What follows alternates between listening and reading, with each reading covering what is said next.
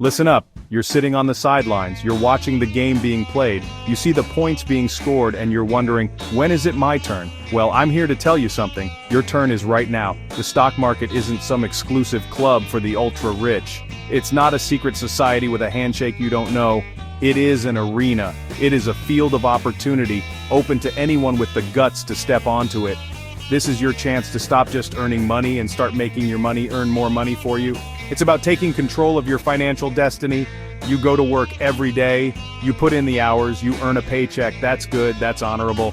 But is it enough? Is it enough to build real, lasting wealth? Is it enough for that dream retirement? For most people, the answer is a resounding no. You need another engine. You need a growth machine. The stock market is that machine. Because the game is starting now and you need to be on the field. Booyah! Let me tell you about the most powerful force in the universe. No, it's not a secret formula, it's not a hot stock tip. It's something Albert Einstein supposedly called the eighth wonder of the world. It's called compound interest. And it is the secret sauce to building wealth in the stock market. It's magic. It's the snowball effect for your money. You start with a small snowball of cash at the top of a very long hill. As it rolls, it picks up more snow. It gets bigger and bigger, it rolls faster and faster. That's what compounding does for your investments. You invest some money. That money earns a return. Let's say 10%. Now you have your original money plus that 10% profit. The magic happens next year. You don't just earn a return on your original money, you earn a return on your original money and the profit from the year before. Your profits start making their own profits. It's your money making babies. Those babies grow up and make their own babies. Time is your greatest ally in this game. It's the fuel for the compounding engine. Start early, let your money roll longer and grow into a massive snowball. Someone who starts in their 20s can end up with vastly more than someone who starts in their 40s, even investing less. Why? Because they gave their money decades more to work its magic. They let the compounding engine run longer and hotter. Don't wait. Every day you wait is a day you're robbing your future self of potential growth. Saving in a bank account alone is a losing strategy. Inflation, the silent thief, eats away at the value of your cash every single year. Your money loses purchasing power while it sits there. Investing in the stock market is how you fight back. It's how your money can outrun inflation. It's the difference between shrinking on the sidelines or growing on the playing field. You need your money in the game, working for you 24/7. That's the power of compounding. You think you need to be born rich to win in this market? Wrong. Let me tell you about a guy named Warren Buffett.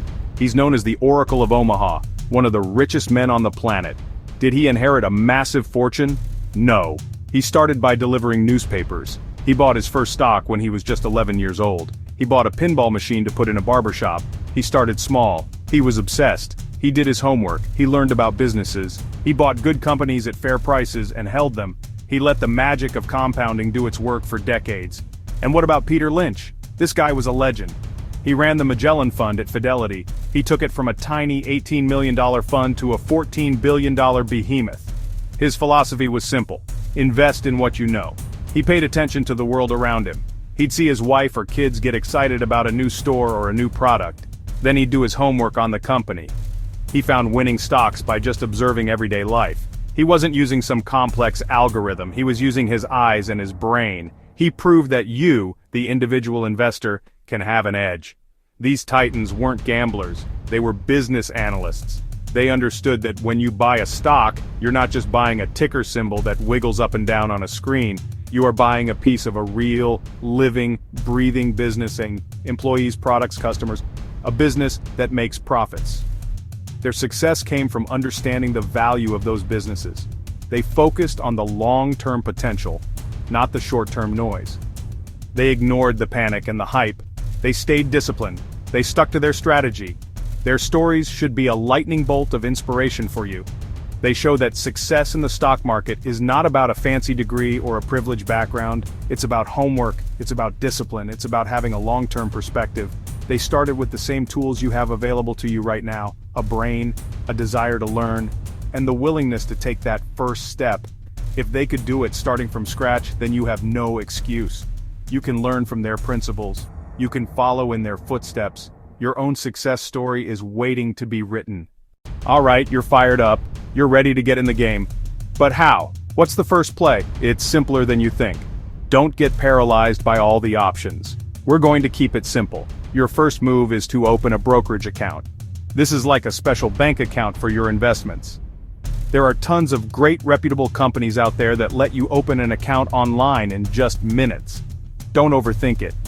Pick a well-known name, get the account open, and get some money in it.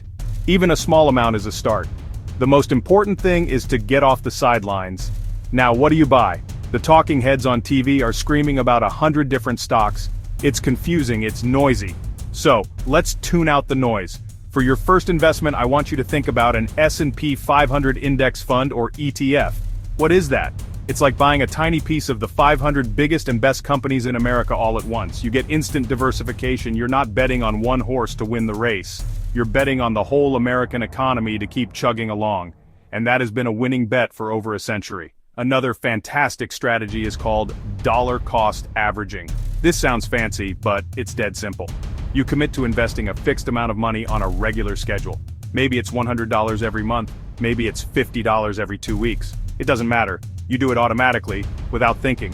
When the market is high, your money buys fewer shares. When the market is down, your money buys more shares.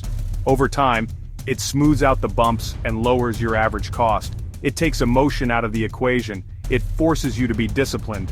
It's the single best way for a beginner to build a position over time. Don't try to be a hero on day one. Don't put all your money into one speculative, high-flying stock you heard about from your cousin. That's not investing, that's gambling. That's a ticket to the poorhouse. Start with a broad market index fund. Get comfortable with how the market moves.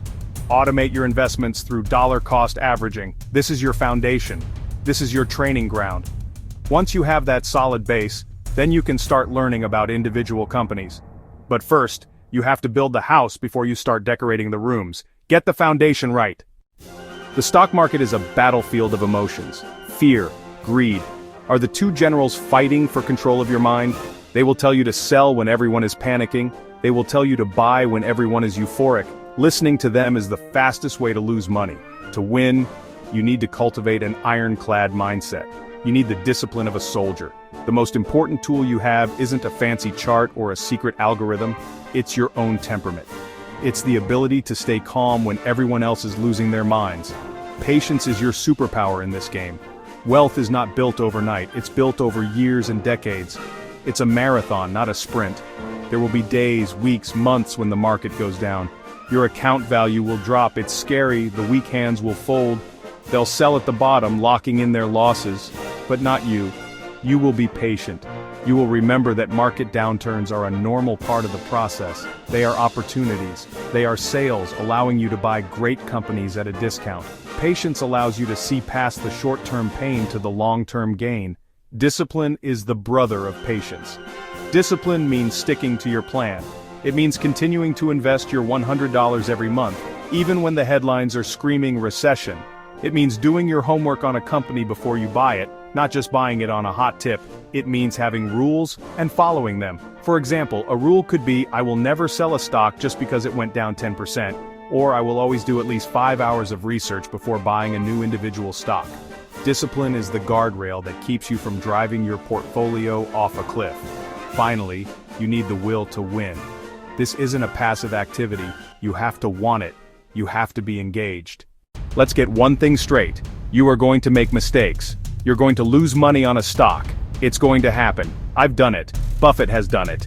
Every single person who has ever invested has picked a loser. It is an unavoidable part of the game.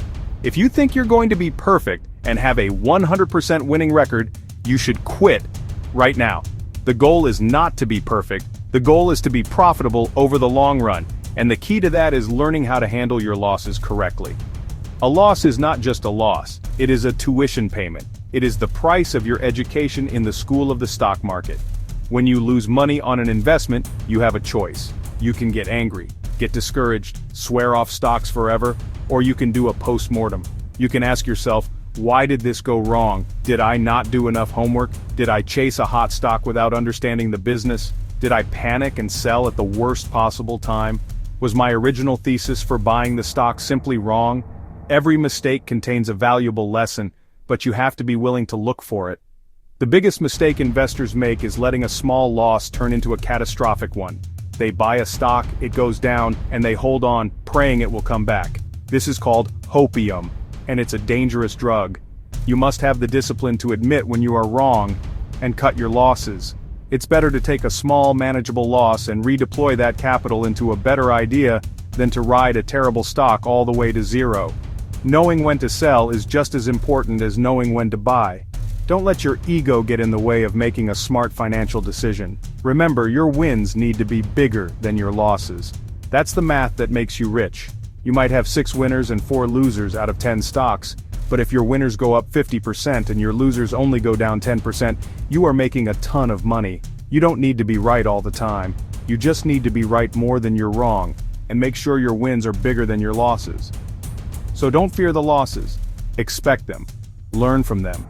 Use them to make you a smarter, tougher, and ultimately, a more successful investor. Every setback is just a setup for a major comeback. We've covered a lot of ground. We've talked about opportunity. We've talked about the magic of compounding. We've talked about the legends of the game and the simple steps you can take to get started. We've talked about the mindset you need to win. But all the talk in the world means nothing without one thing: action. Knowledge is not power. The application of knowledge is power. You can read 100 books on investing, but until you put your own money on the line, you are still on the sidelines. You are still just a spectator. Look at the calendar. Today is September 29th, 2025.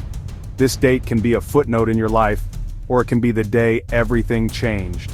It can be the day you stopped worrying about your financial future and started building it. It can be the day you took control. The day you decided you were worthy of wealth. The day you made your first investment. 10, 20, 30 years from now, you will look back at this moment. You will either thank yourself for having the courage to start, or you will be filled with regret for the opportunity you missed. Don't tell me you'll start when you have more money. Start with what you have. Don't tell me you'll start when you know more. You learn by doing. Don't tell me you'll start when the market is safer. The market is never perfectly safe. There's always a reason to be scared. The people who win are the ones who invest despite the fear. They invest through the good times and the bad.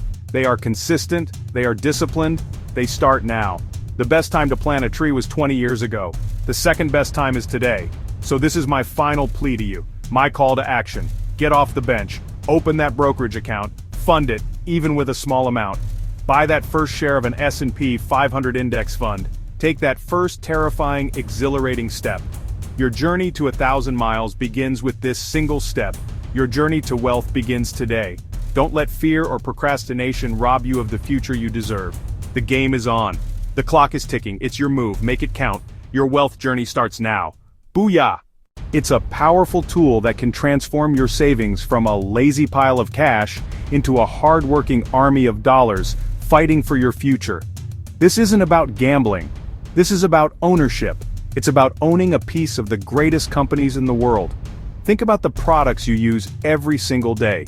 The phone in your pocket, the coffee you drink, the car you drive, the shows you stream at night. Behind every one of those things is a publicly traded company, a company you can own a piece of. By investing, you are no longer just a consumer. You become a part owner. When those companies succeed, you succeed. When they grow, your wealth grows. It's that simple. It's a fundamental shift in your mindset from being a spender to being an owner. That shift is the first most important step on your journey to financial freedom. So, I'm asking you to get your head in the game. Stop thinking of the stock market as some far-off, complicated beast. It's not. It's a mechanism for you to participate in the growth of the economy. It's your ticket to a future you control. You have the power to build a better financial life for yourself and your family. The opportunities are there, waiting to be seized. The question isn't whether you can do it. The question is, are you ready to step up and grab it? Are you ready to get in the game?